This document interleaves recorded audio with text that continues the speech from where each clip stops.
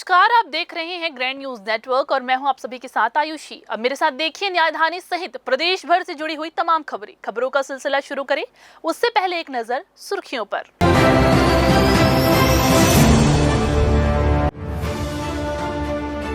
बारिश ने फिर बिगाड़ी बिलासपुर की तस्वीर। घर दुकानों में घुसा पानी, जगह जगह जल भराव, प्रशासन खामोश।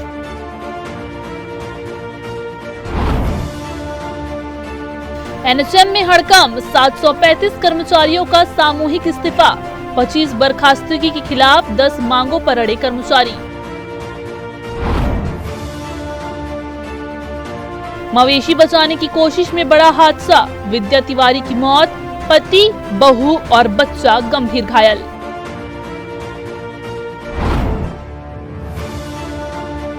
और नीम के पेड़ तले मिली 40 वर्षीय युवक की लाश, पड़ोसी ने डंडे से की हत्या, बेटी ने खोला कातिल का राज।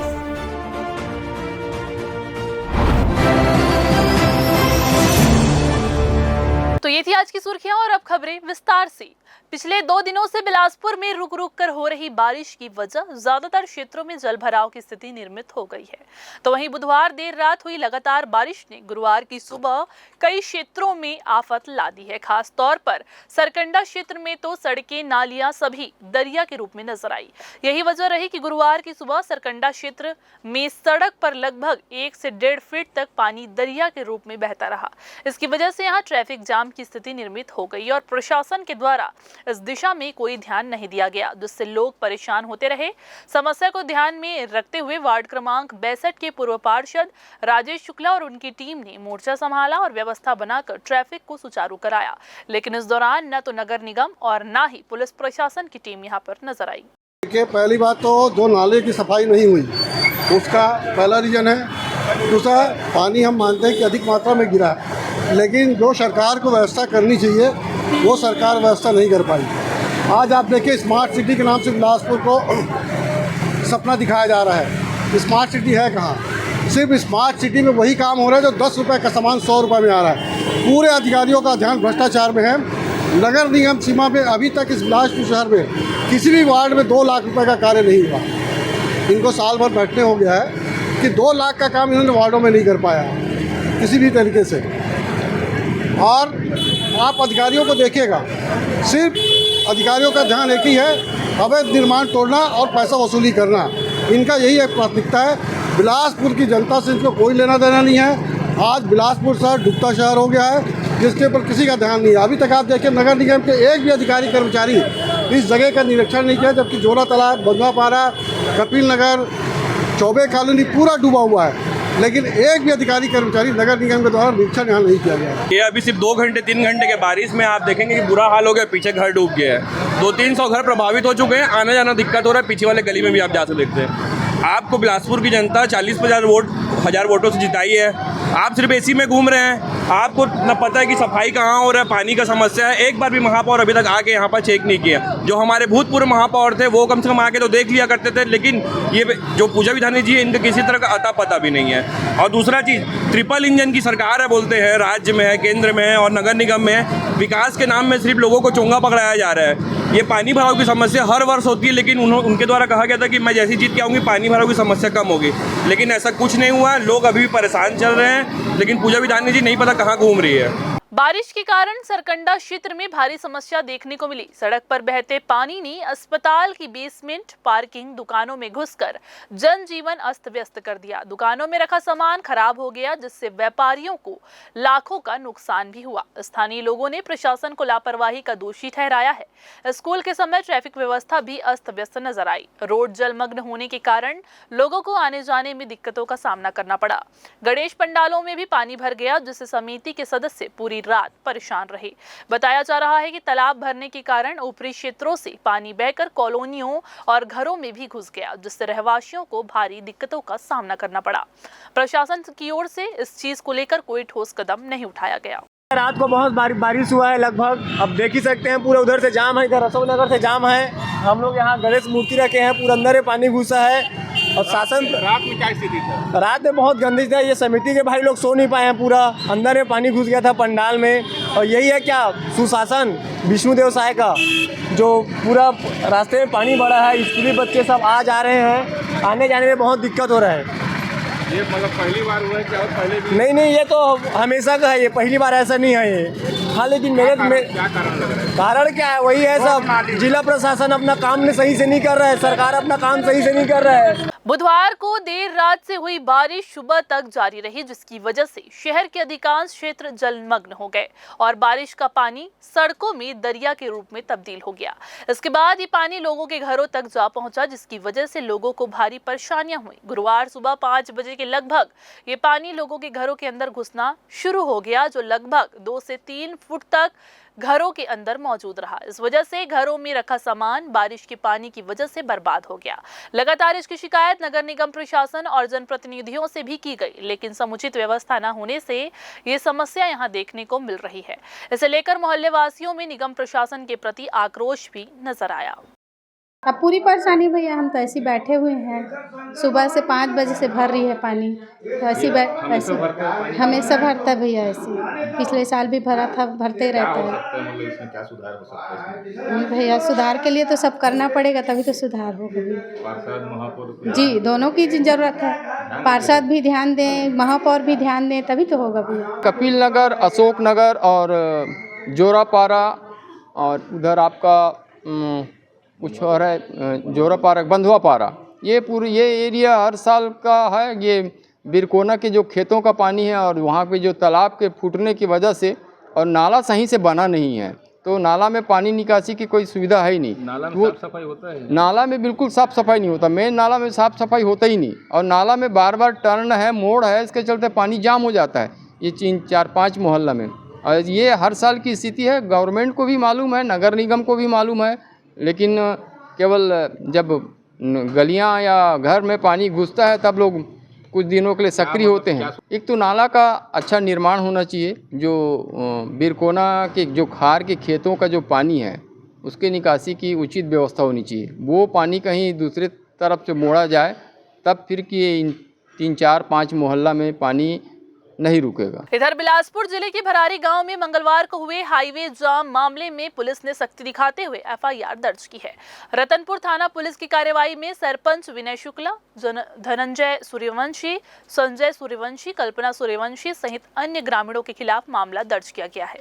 दरअसल गाँव के लोगों ने बच्चे की हत्या के मामले में आरोपी के परिवार वालों पर भी कड़ी कार्रवाई की मांग को लेकर हाईवे पर चक्का जाम किया था। इस प्रदर्शन से यातायात लंबे समय तक बाधित रहा, जिसके बाद पुलिस ने हस्तक्षेप करते हुए प्रदर्शनकारियों के खिलाफ केस दर्ज किया है। फिलहाल वक्त हो चला है एक छोटा सा ब्रेक लेने का। ब्रेक के बाद जारी रहेंगी खबरें, आप बने रहिए ग्रैंड न्यूज के साथ। जय प्राइवेट ITI NCVT से मान्यता प्राप्त एंड ISO सर्टिफाइड 10वीं पास विद्यार्थियों के लिए 2 year electrician course, COPA 1 year course, computer operating and programming assistant course, best classroom facility, admissions open. Jai private ITI, Riverview Colony, Koni, Bilaspur, Chhattisgarh. Break के बाद आप सभी का स्वागत है।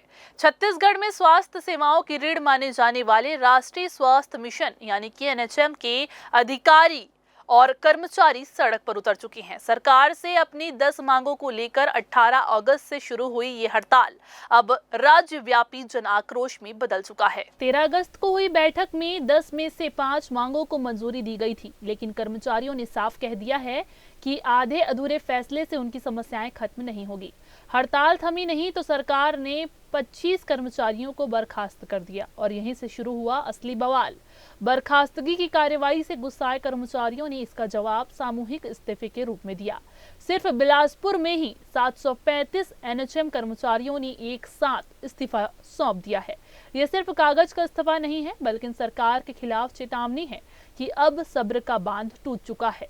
कर्मचारी संघ का कहना है कि उनका ये आंदोलन जारी रहेगा और जब तक 10 में से 10 मांगे पूरी नहीं होती तब तक ये जंग थमेगी नहीं। NHM कोई अपनी मांगे नहीं रखा है। संविदा जितने भी हैं वो लोगों ने वही मांगे मांगी है जो शासन ने हमें वादा किया था सरकार बनने से पूर्व, और यही गलती कांग्रेस ने भी किया था। तो हम लोग मजबूर होकर के शासन को अपना वादा दिलाने के लिए 1 मई को घेराव करना चाहे, पर माननीय स्वास्थ्य सचिव महोदय ने हमको आश्वासन दिया मौखिक बुला करके कि आप लोग मत करिए, आप लोग के बारे में सोच रहे हैं। हमने वो वहां पे ड्रॉप कर दिया और घेराव नहीं किया। फिर हम 1 महीने का वो मांगे थे समय, हम 2 महीने बाद सर के पास गए, कोई भी कार्य नहीं हुआ था। 2 दिवस का हमने ध्यान आकर्षण जो था वो आंदोलन किया, उसमें भी सरकार ने कोई सूद नहीं ली। उसके पश्चात हम बड़े मजबूर होकर के अनिश्चितकालीन हड़ताल पे आए हैं। और ये जो आक्रोश आप देख रहे हैं ये 33 जिलों में है। सभी लोगों ने हमारे जो प्रांत के हैं, जिनमें मैं भी हूँ, प्रफुल्ल पाल जी भी हैं, ऐसे जितने भी मेन लीडर हैं, उन सभी को बर्खास्त कर दिया है, जिसका रोष इन लोगों ने खुद से आकर के यहाँ पे अपनी इस्तीफा सरकार को सौंप दी है। 33 जिलों के साढ़े 16,500 कर्मचारी आज इस्तीफा दे दिए सरकार को कि अब आप अपना कार्यभार खुद ही संभाल लें। किया जा रहा है तो क्या है, निश्चय डर जाएगी अब? देखिए, डरने की बात तो आप किसी के चेहरे पे देख नहीं सकते। यहाँ पे सबके अंदर इतना उग्र हो गया, 20 साल 22 साल हो गए नौकरी करते हुए, आज भी वो छोटे से छोटे वेतन पे वो है, निर्भर है। घर में माँ बाप होते हैं, पूरा परिवार है जिसका जिम्मेदारी यहाँ पे होती है। आपको बता दूं, 1 महीने से तनख्वाह नहीं मिला इन लोगों को अभी, ये हड़ताल की वजह से, फिर भी हड़ताल पे लगे हुए हैं और आज इस्तीफा दे दिए। मतलब आप सोचिए कि कितना आक्रोश है। हमारे यहाँ के लोगों को आपको एक छोटा सा एग्जाम्पल देना चाहूंगा, जो लोगों के स्वास्थ्य को ठीक करता है, अगर खुद उसका स्वास्थ्य खराब हो तो सरकार न तो छुट्टी देती है, न तो उस टाइम का उसको वेतन देती है।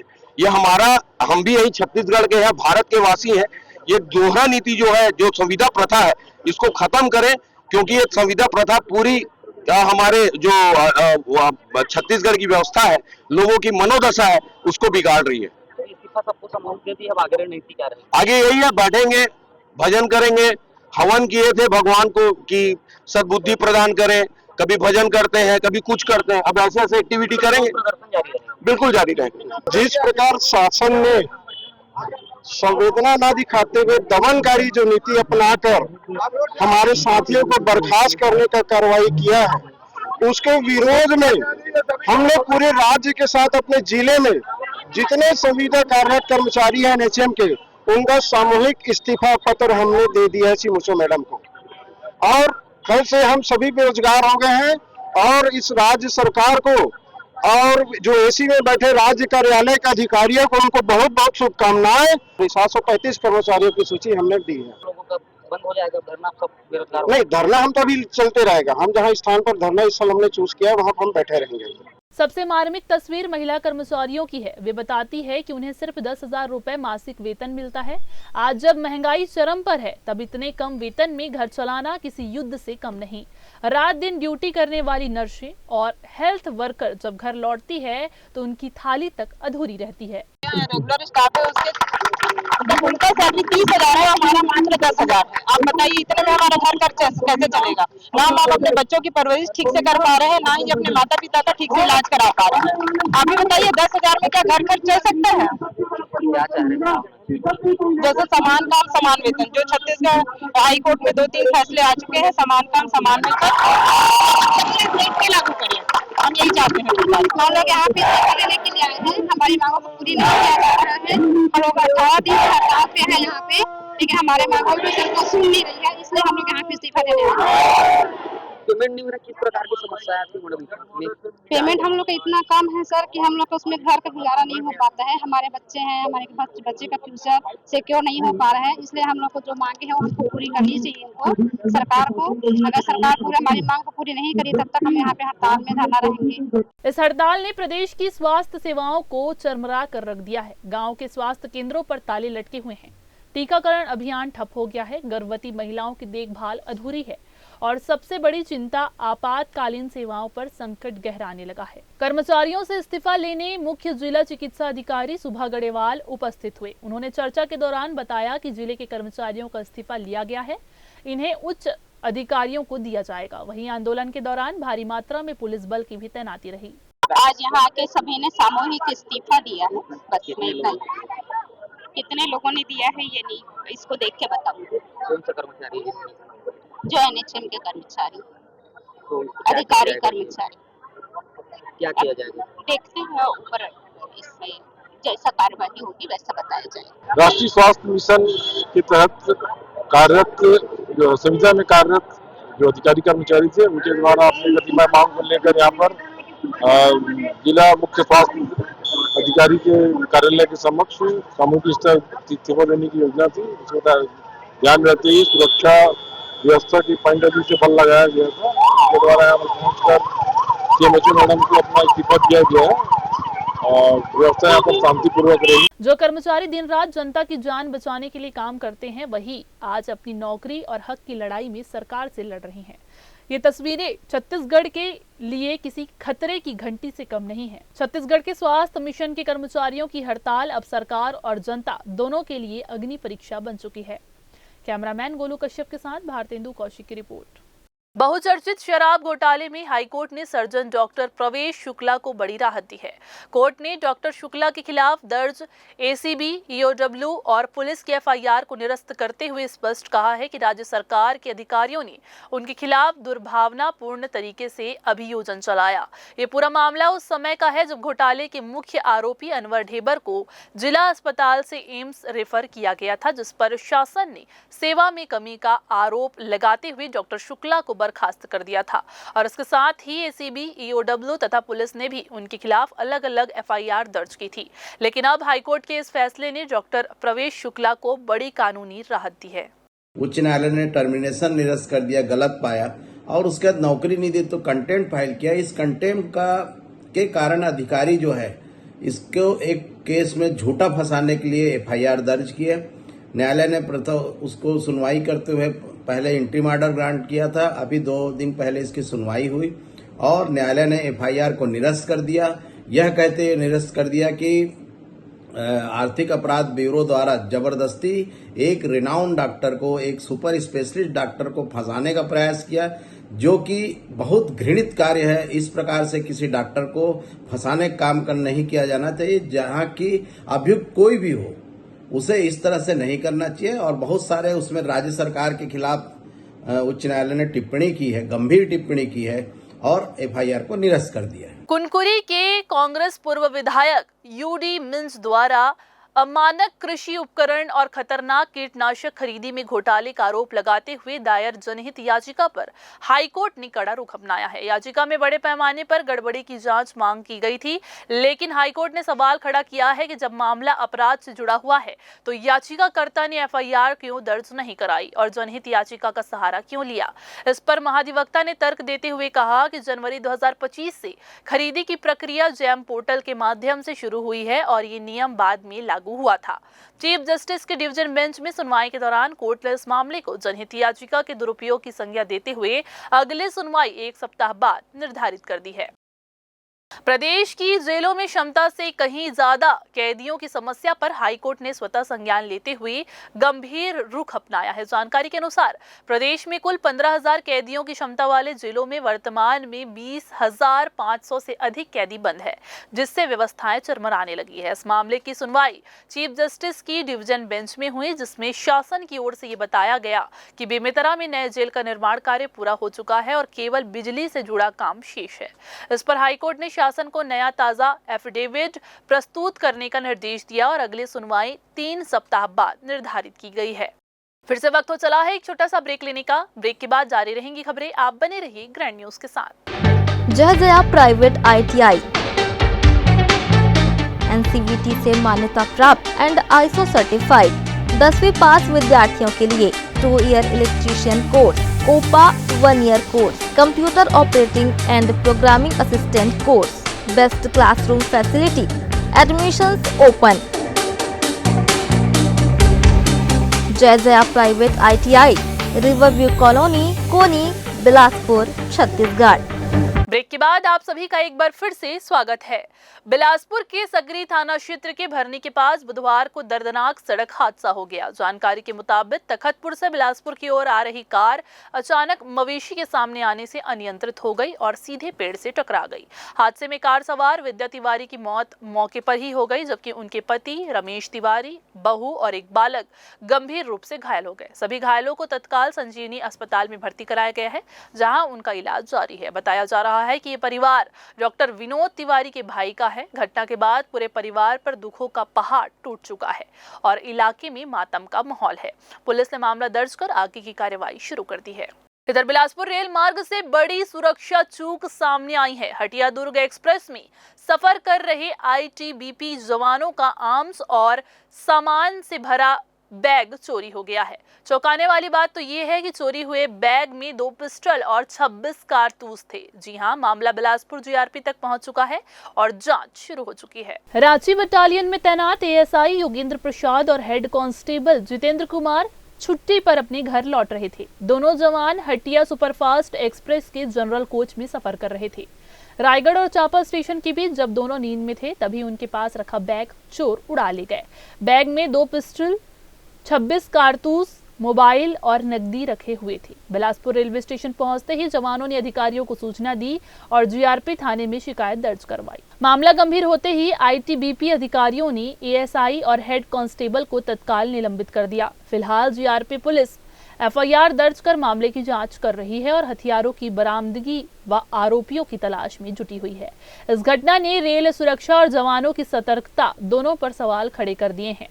आईटीबीपी ने भी इसे गंभीर अनुशासनहीनता मानते हुए आगे की कार्रवाई शुरू कर दी है। कैमरामैन राहुल ठाकुर के साथ पिंटू दुबे की रिपोर्ट। तखतपुर पुलिस ने बड़ी कार्रवाई करते हुए कृषक पशु की हत्या कर मांस की बिक्री और खरीद में संलिप्त जो आरोपी थे 12 आरोपी उनको गिरफ्तार कर न्यायिक रिमांड पर जेल भेज दिया है। पुलिस ने विवेचना के दौरान गौवध करने वाले 2 आरोपियों समेत मांस खरीदने और सहयोग करने वाले अन्य लोगों को भी पकड़ लिया है। गिरफ्तार आरोपियों में अरुण सिंह उर्फ अरुण पास्टर, राजेश दयाल उर्फ राजेश मसीह, मुकेश दयाल, साउल मसीह, संजय खेज, किशोर कुमार मसीह, लीला मसीह उर्फ कालो आंटी, राजेंद्र लहरे उर्फ राजेंद्र मसीह के अलावा बहुत सारे आरोपियों को इसमें गिरफ्तार किया गया है।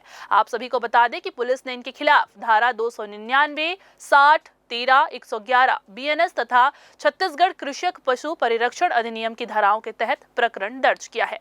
मामले की गंभीरता को देखते हुए संगठित अपराध की धारा 111 बीएनएस भी जोड़ी गई है। अपनी प्रमुख मांगों को लेकर रायपुर जा रही कोटा विकास खंड की मितानिन संघ की कार्यकर्ताओं को कोटा पुलिस ने रास्ते में ही रोक दिया। मितानिनें बस और कार से रायपुर रवाना हो रही थी, तभी कोटा बस स्टैंड पर पुलिस उन्हें रोककर थाने ले आई। सभी कार्यकर्ताओं को थाने में बैठाया गया। हैरानी की बात तो ये रही कि ब्लॉक समन्वयक उमावती को पुलिस ने रात को 3 बजे उनके घर से उठाकर थाने ले आई। इस कार्रवाई से मितानिनों में भारी आक्रोश है और उन्होंने इसे लोकतांत्रिक अधिकारों का हनन बताया है। घटना को लेकर मितानिन संघ के प्रतिनिधियों ने प्रशासन से जवाब मांगा है। छत्तीसगढ़ से हमारी सारी मितानिन दीदी लोग आज हम लोग तूता स्थान में हम लोग को पहुंचना था। हम लोग शासन प्रशासन से हम लोग परमिशन भी ले चुके थे उस जाने का, उन्होंने दिया भी है, हमारे पास लेटर भी है, लेकिन शासन प्रशासन ने रात को ही अलर्ट कर दिया सारे पुलिस वाले लोगों को और हम लोगों को घर से उठा कर 3 बजे रात को यहाँ पर लेके आ गए हैं। और जो भी साथी हमारे जो जा रहे थे गाड़ियों में, उन लोग को भी रास्ते में ही रोक कर उनकी गाड़ी से चाबी निकाल लिए और चाबी निकाल कर सभी हमारे जितने भी साथी हैं इस सब को यहाँ पर थाना में ला के बिठा दिए हैं। तो शासन प्रशासन का ये रवैया बिल्कुल गलत है। हम अपनी मांगों को लेके जा रहे थे।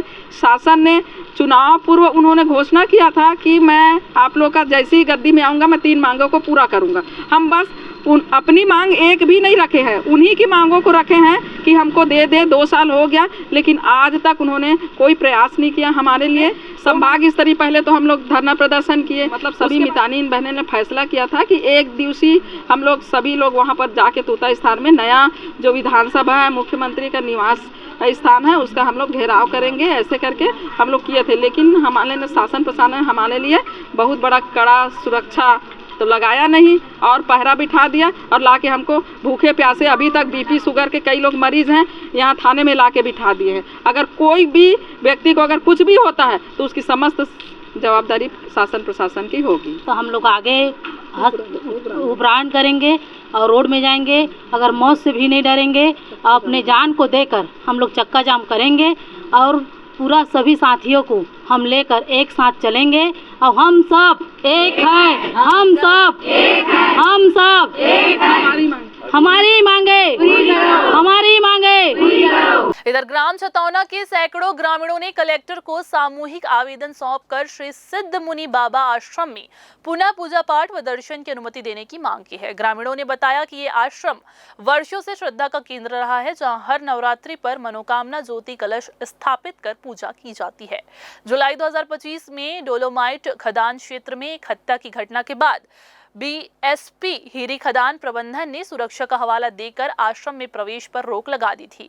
उप महाप्रबंधक श्री सोमनाथ के आदेश से 3 माह से आश्रम बंद है, ना साफ सफाई हो रही है, ना ही पूजा की जा रही है। ग्रामीणों ने इसे धार्मिक स्वतंत्रता में बाधा बताया है और कहा है कि इससे पूरे क्षेत्र में रोष है। उन्होंने कलेक्टर से मांग की है कि बीएसपी प्रबंधन को निर्देशित कर पूर्व की तरह ही पूजा पाठ की अनुमति बहाल की जाए।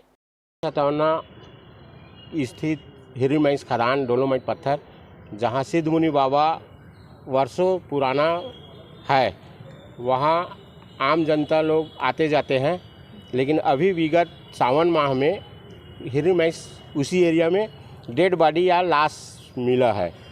उस हवाला को देते हुए अभी वहाँ का माइस मैनेजर किसी को आने जाने नहीं दे रहा है और दोनों पर्वों में नवरात्रि में जोत जलता है। आसपास के गांव वालों के लिए पूरा आस्था है और हमारे पूर्वज 3 पूर्वज से पहले का वो मंदिर है और उसमें अभी आने जाने नहीं दे रहा है। तो अपने को ये सोच रहे हैं कि जैसे आते जाते थे वैसे ही आने जाने दे। दोनों पर्व में नवरात्रि होता है और नवरात्रि नज़दीक आ गया है तो अपन तैयारी भी लगता है। वहाँ आस्था है, वहाँ करीबन हर पर्व में 150 से 200 ज्योति कलश जलते हैं और हम लोग को वहाँ तैयारी के लिए समय चाहिए, समय नहीं है। इसलिए अपन मांग कर रहे हैं कि आम पब्लिक को आने जाने दे, पूजा करने दे। और विगत सावन माह के पहले बाद वहाँ दीपक नहीं जल पा रहे हैं, नहीं तो अपन रोज़ जाते आते थे वहाँ दीपक जलने। तो लगभग 2 महीने हो गए वहाँ दीपक पूजा पाठ हम गैच नहीं है और न जाने दे रहे हैं। फिलहाल फिर से वक्त हो चला है एक छोटा सा ब्रेक लेने का। ब्रेक के बाद हम जल्द वापस आएंगे। आप बने रहिए ग्रैंड न्यूज के साथ। जय जया प्राइवेट ITI NCVT से मान्यता प्राप्त एंड ISO सर्टिफाइड 10वीं पास विद्यार्थियों के लिए 2 year electrician course, COPA 1 year course, computer operating and programming assistant course, best classroom facility, admissions open. Jai Jaya private ITI, Riverview Colony, Koni, Bilaspur, Chhattisgarh. Break के बाद आप सभी का एक बार फिर से स्वागत है। बिलासपुर के कोनी थाना क्षेत्र से हत्या का सनसनीखेज मामला सामने आया है। ग्राम निरतू में 40 वर्षीय युवक का खून से लथपथ शव नीम के पेड़ के पास मिला। मामले में पुलिस ने FSL टीम को बुलवाकर जांच शुरू कर दी है। मृतक की पहचान कोमल खैरवार निवासी आवास पारा निरतू के रूप में हुई है। बुधवार रात उसका शव नीम के पेड़ के पास CC रोड पर पड़ा हुआ मिला। मृतक के सिर पर गहरी चोट के निशान थे और जमीन पर खून फैला हुआ था। मृतक की पुत्री ने पुलिस को बताया कि ग्राम के ही भरत उर्फ छोटू सोनी ने उसके पिता पर डंडे से हमला कर हत्या कर दी और मौके से फरार हो गया। कोनी पुलिस ने मर्ग कायम कर शव को पोस्टमार्टम के लिए भेज दिया और मामले की जांच शुरू कर दी है। थाना कोनी में ये सूचना प्राप्त हुई कि कोमल खैरवार जो है वो वहाँ पर निरतू आवासपारा एरिया में मृत अवस्था में पड़ा हुआ है, जिस पर पुलिस द्वारा तत्काल इसमें संवेदनशीलता देखते हुए इसमें तत्काल विधिवत रूप से जांच की गई, जिस पर पाया गया कि गांव का ही भरत उर्फ छोटू सोनी जो है उसके साथ उसका कुछ विवाद हुआ था, जिस पर से सिर पर डंडे से उसने वार किया और इसकी मृत्यु हुई है कोमल खैरवार की। तो इस पर अपराध पंजीबद्ध किया गया है और आरोपी की गिरफ्तारी कर ली गई है। क्या कुछ कारण सामने आए इस विवाद का? मृतक की बेटी से पूछताछ पर पता चला है कि मृतक भी नशे की हालत में था और आरोपी भी, तो आपसी विवाद को लेकर इनके बीच में झड़प हुई है और उस बीच में ही उसने डंडे से इस पर वार किया, जिससे इसकी मृत्यु कारित हुई। क्या उसकी पुत्री की, मृतक की पुत्री के सामने की घटना क्या? हाँ, मृतक की पुत्री जो है वो वहीं पर घटना स्थल उसने देखा है। जानकारी के अनुसार आरोपी और मृतक दोनों ने अधिक शराब पी रखी थी और दोनों के बीच विवाद हुआ था। इसी बीच आरोपी ने अपना आपा खो दिया और हत्या कर दी। पुलिस ने आरोपी के खिलाफ हत्या का मामला दर्ज कर उसे गिरफ्तार कर लिया है और आगे की कार्रवाई में जुट गई है। ग्रैंड न्यूज के लिए कैमरामैन राहुल ठाकुर के साथ पिंटू दुबे की रिपोर्ट। बिलासपुर में पुलिस ने स्पा सेंटर पर छापामार कार्रवाई की है। सूचना थी कि स्पा सेंटर की आड़ में देह व्यापार का धंधा चल रहा है। छापेमारी के दौरान 6 युवतियां पुलिस के हत्थे चढ़ी, जिन्हें पूछताछ के लिए थाने लाया गया है। तोरवा थाना क्षेत्र में पुलिस को लंबे समय से शिकायतें मिल रही थी कि स्पा सेंटर की आड़ में देह व्यापार का कारोबार चल रहा है। इसी सूचना पर सीएसपी गगन कुमार के नेतृत्व में पुलिस टीम ने रेड की। अचानक हुई कार्रवाई से मौके पर हड़कंप मच गया। हम लोग को जानकारी मिली थी कि स्पा के आड़ में देह व्यापार चल रहा है, तो उसको लेकर के हम लोग कार्रवाई की है और हम लोग 6 युवतियों से अभी वहाँ पे मिली हैं हमें, तो उनसे हम लोग बातचीत कर रहे हैं और अभी कार्रवाई चल रही है। पुलिस को छापेमारी के दौरान क्लाउड स्पा सेंटर में 6 युवतियां मिली, जिन्हें पकड़कर थाने लाया गया। प्रारंभिक पूछताछ में संदिग्ध गतिविधियों की पुष्टि हुई है। पुलिस अधिकारियों का कहना है कि पूछताछ पूरी होने के बाद इस मामले में आगे की कार्रवाई की जाएगी। ग्रैंड न्यूज के लिए कैमरामैन राहुल ठाकुर के साथ पिंटू दुबे की रिपोर्ट। इधर बिलासपुर में भी वही कहानी दोहराई गई है जो कुछ दिन पहले ट्रेनी IAS पूजा खेड़ेकर के मामले में पूरे देश ने देखी थी। अब यहाँ 3 छात्राओं ने फर्जी EWS सर्टिफिकेट के दम पर MBBS की सीट हथिया ली है। सवाल ये उठ रहा है कि सिस्टम की आंखों में आखिर बार बार धूल कैसे झोंकी जा रही है और असली हकदारों का भविष्य क्यों दांव पर लगाया जा रहा है। बिलासपुर का ये फर्जीवाड़ा प्रशासन और सिस्टम की पोल खोलता है। जांच में खुलासा हुआ कि छात्राएं सुहानी सिंह, श्रेयांशी गुप्ता और भव्या मिश्रा ने फर्जी EWS सर्टिफिकेट लगाकर मेडिकल कॉलेज में दाखिला ले लिया। बताया जा रहा है कि तहसील कार्यालय के रिकॉर्ड में न तो इनके नाम से आवेदन मिला और न ही कोई वैध प्रमाण पत्र जारी हुआ। यानी सिस्टम को ठगने का खेल खुलेआम खेला गया और जिम्मेदार तमाशबीन बने रहे। अभी इसमें जो जानकारी आई है कि इस तरह से 3 सर्टिफिकेट तहसील से जारी होना बताए हैं, उसकी जांच चल रही है।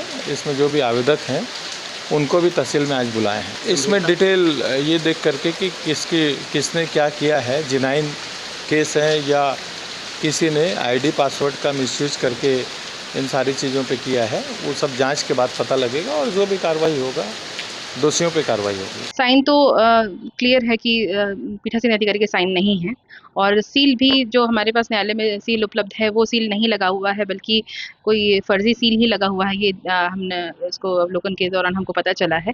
इसी के बाद ही ये जब ये तथ्य जब हमारे सामने आए, तब उसके बाद हम उस पर जांच कर रहे हैं कि ये सील एवं ये जो फर्जी जाली दस्तखत किए गए हैं पीठासीन अधिकारी के, वो किसके द्वारा किया गया है, कौन इन्वॉल्व है और ये क्या जो भी गिरोह अगर चल रहा है तो हम उसके जाँच कर रहे हैं और जो भी दोषी होंगे उस पर विधिवत कार्रवाई की जाएगी। वर्ष 2025 की MBBS काउंसलिंग के दौरान दिनांक 22 अगस्त को एक छात्र ईशान सिंह निवासी सेमरी मनेंद्रगढ़ जिला के द्वारा EWS कोटे के तहत अलॉटमेंट होने पर वे आए थे और यहाँ पर दस्तावेज का सत्यापन कराकर उनको प्रवेश दिया गया था। इसके बाद शिकायत के आधार पर संचालनालय ने कलेक्टर मनेंद्रगढ़ को सूचित किया। कलेक्टर साहब ने उसकी जांच तहसीलदार SDM और से कराकर यह पाया गया कि वो जो EWS सर्टिफिकेट अभ्यर्थी के द्वारा पाया गया था वो अवैध था और उसे कैंसिल कर दिया गया। कलेक्टर मनेंद्रगढ़ के द्वारा इसकी सूचना संचालनालय को दी गई। संचालनालय से हमें यह निर्देश प्राप्त हुआ कि यह इस एडमिशन को जो प्रवेश दिया गया है 1 दिन पूर्व, उसे निरस्त किया जाए। पूजा खेड़ेकर केस की तरह यहाँ भी कहानी वही है। नकली सर्टिफिकेट, फर्जी पहचान और असली हकदारों से सीटें छीनने का मामला। सवाल ये है कि जब तहसील कार्यालय में ही रिकॉर्ड मौजूद नहीं तो कॉलेजों में एडमिशन कैसे हो गया। जांच अब तेज है, मगर तंज यही है, धोखाधड़ी करने वाले पहले दाखिला ले लेते हैं और सिस्टम को बाद में याद आता है कि जांच करनी चाहिए थी। ग्रैंड न्यूज के लिए कैमरामैन राहुल ठाकुर के साथ पिंटू दुबे की रिपोर्ट। भाजपा नेताओं ने सिविल लाइन थाने में शिकायत दर्ज कराई है कि छत्तीसगढ़ के कांग्रेस कार्यकर्ताओं द्वारा भारतीय जनता पार्टी की छवि धूमिल करने के उद्देश्य से लगातार सोशल मीडिया पर झूठी एवं भ्रामक खबरें गढ़कर प्रचारित की जा रही है। जबकि इस संबंध में भारतीय जनता पार्टी छत्तीसगढ़ की ओर से दिनांक 21 अगस्त 2025 को चेतावनी संदेश भी जारी किया गया था। इसके बावजूद कांग्रेस समर्थकों की गतिविधियों पर कोई असर नहीं पड़ रहा है और लगातार फर्जी खबरों का प्रसार किया जा रहा है। दरभंगा में कांग्रेस के मंच में प्रधानमंत्री नरेंद्र मोदी के खिलाफ अपशब्द कहने वाले कांग्रेसी को दरभंगा पुलिस ने गिरफ्तार भी किया है। फिर भी छत्तीसगढ़ में कांग्रेसी कार्यकर्ता बिना किसी रोक टोक के भ्रामक खबरों का प्रचार प्रसार कर रहे हैं। भाजपा कार्यकर्ताओं ने इस मामले को गंभीरता से लेते हुए कार्रवाई की मांग के साथ ही साथ सोशल मीडिया अकाउंट से झूठी और भ्रामक जो जानकारियां प्रसारित की गई है उन्हें तत्काल डिलीट किए जाने की मांग की है, ताकि भविष्य में इस प्रकार की गतिविधियों पर अंकुश लगाया जा सके। फिर से वक्त हो चला है एक छोटा सा ब्रेक लेने का। ब्रेक के बाद जारी रहेंगी खबरें, आप बने रहिए ग्रैंड न्यूज के साथ। जय जया प्राइवेट ITI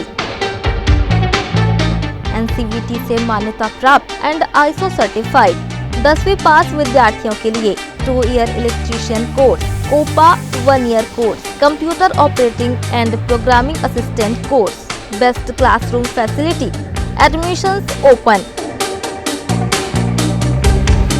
जय Jaya private ITI, Riverview Colony, Koni, Bilaspur, Chhattisgarh.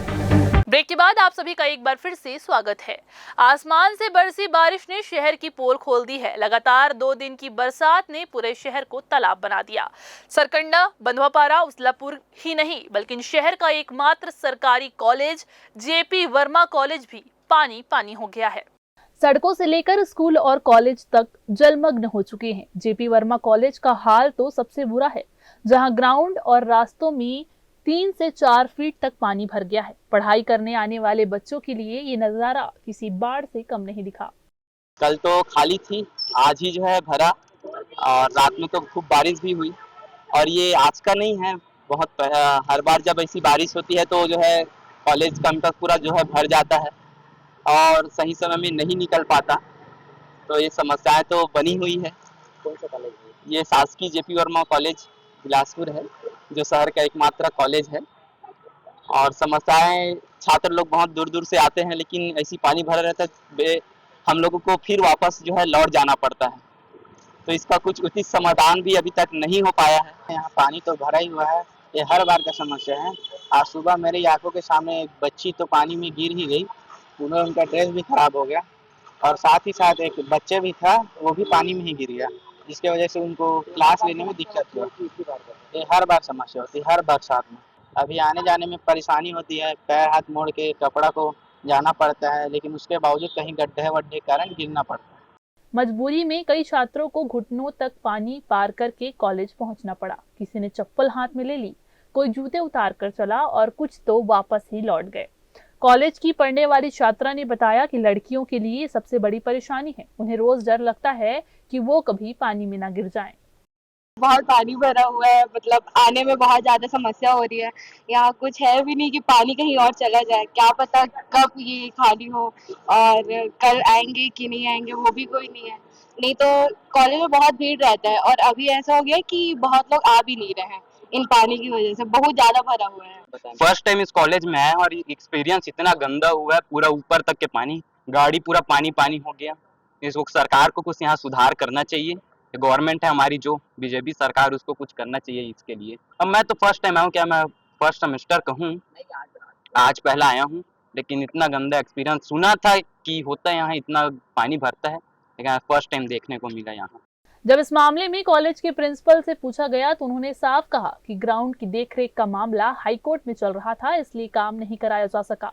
लेकिन अब कॉलेज प्रबंधन ने आश्वासन दिया है कि जल्द ही मिट्टी पाटने का काम किया जाएगा ताकि पानी की निकासी हो सके।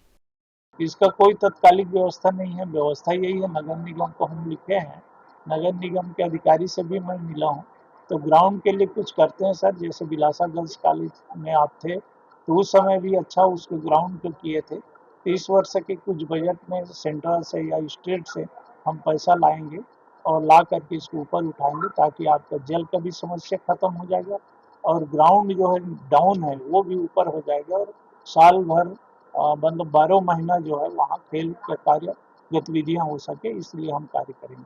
दरअसल JP वर्मा कॉलेज का ये हाल अकेला नहीं है, पूरे बिलासपुर शहर की गलियां तालाब में बदल चुकी है। सरकंडा, बंधुआपारा, उसलापुर और अन्य इलाकों में पानी इतना ज्यादा भरा है कि लोग घरों से बाहर तक नहीं निकल पा रहे। हल्की बारिश में ही करोड़ों की विकास योजनाओं की सच्चाई खुल चुकी है। कैमरामैन गोलू कश्यप के साथ भारतेंदु कौशिक की रिपोर्ट। बिलासपुर में मंगलवार शाम से लगातार हो रही तेज बारिश ने शहर की व्यवस्था पूरी तरह से बिगाड़ दी है। कई वार्डों में जल भराव की स्थिति बनी हुई है। खासकर नगर निगम के वार्ड नंबर 13 और 14 का हाल सबसे ज्यादा खराब है। इन वार्डों से गुजरने वाला नाला उफान पर है और निकासी व्यवस्था ध्वस्त होने के कारण लोगों को भारी परेशानियों का सामना करना पड़ रहा है। वार्ड नंबर 14 स्थित अभिषेक विहार कॉलोनी फेज 1 और 2 के मकानों के भीतर तक पानी घुस चुका है, जिससे लोगों का जीवन अस्त व्यस्त हो गया है। कॉलोनी वासियों ने वार्ड पार्षद पर निष्क्रियता और लापरवाही के गंभीर आरोप लगाए हैं। वहीं कॉलोनी की सड़कों पर पानी इतना भर गया है कि बच्चों के लिए स्कूल जाना भी मुश्किल हो गया है और लोग चारों तरफ जल भराव की समस्या से जूझ रहे हैं। हम लोग चाहते हैं कि नगर निगम हमारे कॉलोनी तरफ ध्यान देते हुए और ये नाला को चौड़ीकरण करे और नाला को चौड़ीकरण करके जहां पर ये पानी घुस रहा है उसकी समस्याओं का निदान करे और नगर निगम कमिश्नर एक बार दौरा कर करके और इसका सर्वे करके रिपोर्ट बना करके फिर से नाला का निर्माण करके चौड़ीकरण करके तब हम कॉलोनी वालों को हमको निजात। इससे तेज बारिश होती है तो क्या इसी तरह के हालात रहते हैं? हाँ, बिल्कुल इसी तरह के हालात रहते हैं। घर घर पानी घुस जाता है, सब परेशान होते हैं। आज स्थिति हुई है कि पानी पूरा घर घर घुसा हुआ है, जिसके कारण पूरे कॉलोनी वासी आज सवेरे से हम लोग भटक रहे हैं। गिरता है तो पूरे घरों में पानी भर जाता है, जिसकी वजह से लोग परेशान रहते हैं। नाला का क्या चौड़ीकरण भी यहाँ पर नहीं हुआ है और बच्चे स्कूल वगैरह जा नहीं पाते हैं, परेशानी हो रही है, निकल नहीं पा रहे हैं घर से। ये बारिश कब से पानी भरा हुआ है? पानी तो पिछले रात से ही भरा हुआ है, पानी निकल ही नहीं पा रहा है नाले की वजह से। क्या चाहते हैं आप लोग? अब नाला का चौड़ीकरण हो थोड़ा सा और अधिकारीगण ध्यान दें इसमें। कॉलोनी में हम लोग लगातार लगे हुए हैं, पानी का निकासी वगैरह कैसे हो।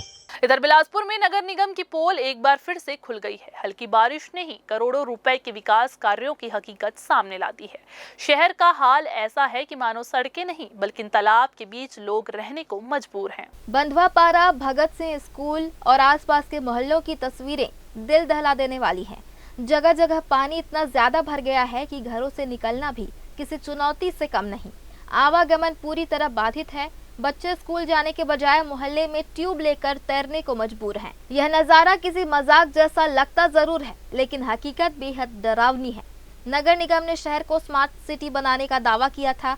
करोड़ों रुपए खर्च कर सड़कें, नालियां और नाले बनाने की बात कही गई थी, लेकिन असलियत यह है कि नालियां चौक हैं, निकासी की व्यवस्था नाम मात्र की है। सीमेंट, कंक्रीट की सड़कें पानी रोक कर खड़ी हैं और जनता विकास के नाम पर केवल परेशान हो रही है। हर बरसात में यही हालात होते हैं।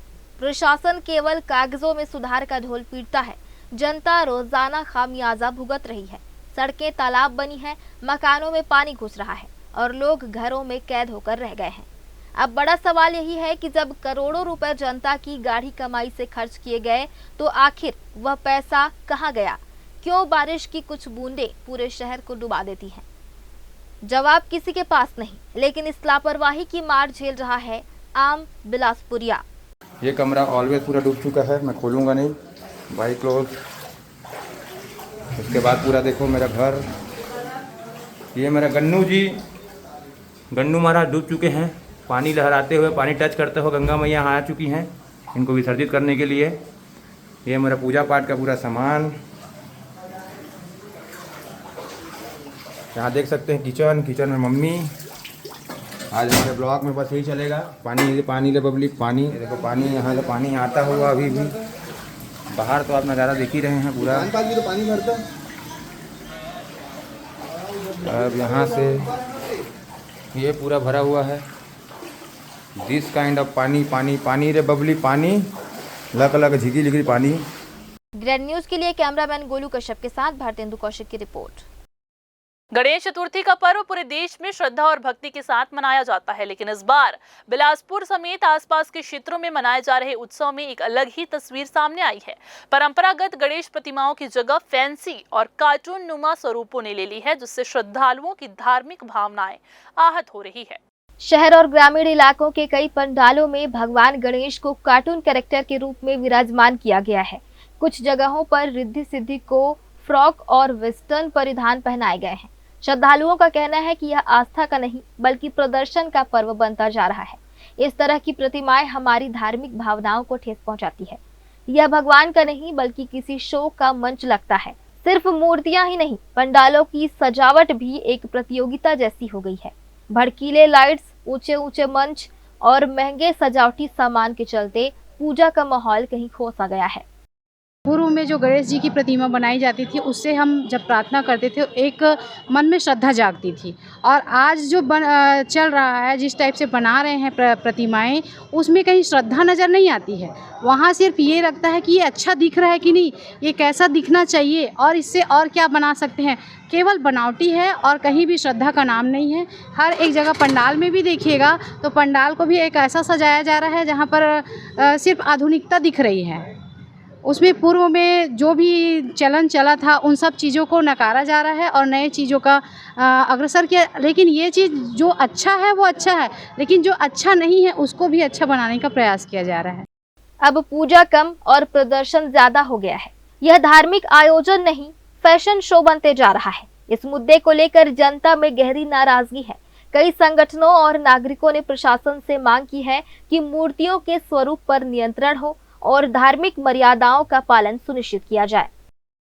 हमारे जो अभी जो नेक्स्ट जनरेशन आ रही है, उनके लिए एक हम लोगों को ही सीख रखना है कि गणेश भगवान का रूप कैसा होना चाहिए, उनकी पीछे की कहानियाँ कैसी होनी चाहिए। तो अभी हम लोग जैसा उन लोगों को दिखाएंगे, वो आगे चल के वही फॉलो होगा। तो मेरे ख्याल से ये जो बहुत अच्छा हुआ है, बहुत मेहनत लगी है लोगों की।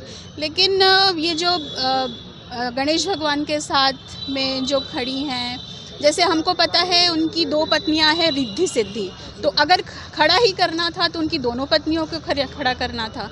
तो ऐसे में समझ में लोग कंफ्यूज हैं कि ये जो हैं उनके साथ में वो है कौन।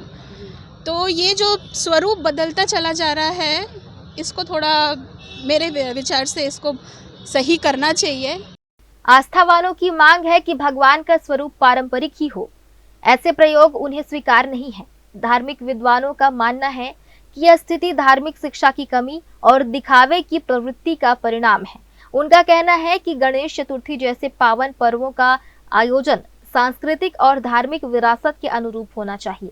परंपरा से हटकर कोई भी प्रयोग श्रद्धा की भावना को ठेस पहुंचा सकता है। समाज को जागरूक होना चाहिए। हिंदू धर्म में धार्मिक शिक्षा से वंचित रखा गया है हिंदू समाज को। हमारी गुरुकुल परंपरा थी, वैदिक गुरुकुल थे, इसमें बहुत सारी चीज़ें हमको वहाँ से प्राप्त होता था। शास्त्रों का अनुशासन था, शास्त्रों का मर्यादा था, लोग मर्यादा में रहते थे। अभी गुरुकुल परंपरा समाप्त होने के बाद लोग मनमाना आचरण कर रहे हैं। लोगों को ज्ञान नहीं है, अज्ञानात स्मृति भ्रांतियाँ। तो अज्ञानता के कारण ये सब चीज़ हो रहा है। जब लोगों में ज्ञान प्रसारित होगा तो ये सब चीज़ें त्रुटियां नहीं होंगी। फिर शास्त्र अनुशासन है, अनुशासन के अनुसार ये जितने भी मनमाने ढंग से ये जो विग्रह निर्माण कर रहे हैं, ये तो दंडित कार्य है। इसको तो शासन प्रशासन को मिल करके दंडित करना चाहिए। बिलासपुर में गणेश चतुर्थी को लेकर उठे इस मुद्दे ने एक गंभीर सवाल खड़ा कर दिया है। क्या हम आस्था के नाम पर परंपराओं से भटक रहे हैं? प्रशासन और समाज को इस दिशा में मिलकर कोई ठोस कदम उठाने की जरूरत है। ग्रैंड न्यूज के लिए राकेश मिश्रा की रिपोर्ट। राष्ट्रीय शिक्षा नीति 2020 के तहत शिक्षकों का युक्तियुक्तकरण यानी सही जगह पर सही संख्या में शिक्षकों की तैनाती का काम पूरा कर लिया गया है, लेकिन इसके बाद भी कई जिलों से संलग्नीकरण यानी शिक्षकों को मूल पदस्थापना से अलग कहीं और जोड़ने की शिकायतें सामने आ रही थी। इसी पर अब स्कूल शिक्षा विभाग ने बड़ा कदम उठाया है। विभाग ने साफ आदेश जारी किया है कि अब किसी भी प्रकार से शिक्षकों का संलग्नीकरण नहीं किया जाएगा। दरअसल पहले भी शिक्षकों के संलग्नीकरण पर रोक लगाई गई थी, फिर भी कुछ जिलों से ये प्रक्रिया जारी रखने की खबरें आती रही। विभाग के इस आदेश के बाद अब जिलों के अधिकारियों को सीधे जिम्मेदारी सौंपी गई है। यदि किसी स्तर पर इस नियम का उल्लंघन पाया गया तो सख्त कार्रवाई की जाएगी। इस विषय में जब जिला शिक्षा अधिकारी विजय टांडे से चर्चा की गई तो उन्होंने जिले में संलग्नीकरण की ज्यादा मामले नहीं होने बताए गए। उन्होंने ये कहा कि जल्द ही इसकी जांच कर अटैच लोगों को उनके मूल स्थान पर भेज दिया जाएगा। एग्जैक्ट संख्या बता पाना मुश्किल है, लेकिन अधिकांश शिक्षक है जो अभी भी कोई अवकाश पर है, मेडिकल अवकाश पर है, अर्जित अवकाश पर है, अधिकांश ने ज्वाइन नहीं कर पाया है ना। उसको प्रयास कर रहे हैं, मौका देंगे। और कुछ शिक्षक ऐसे हैं जिसका मान्य हुआ है, उनको काउंसलिंग लेकर के उनको पोस्टिंग दी जाएगी उनकी। मेरे द्वारा अटैच तो नहीं किया गया है और मेरी जानकारी में ऐसा नहीं है कि कुछ जो शिक्षक हों अटैच हों, ऐसा नहीं है। जानकारी ले लेता हूँ, कुछ एक आध दो शिक्षक है जानकारी में कहिए जिसको माननीय कलेक्टर महोदय के द्वारा विशेष कार्य करने के लिए उसको अटैच किया गया है और वो तात्कालिक रहता है, 8 दिन 10 दिन 15 दिन का इस तरह का रहता है। तो ये थी आज की बुलेटिन की तमाम खबरें। अगले बुलेटिन में फिर होगी आपसे मुलाकात। तब तक के लिए पूरी टीम के साथ मुझे दीजिए इजाजत। नमस्कार।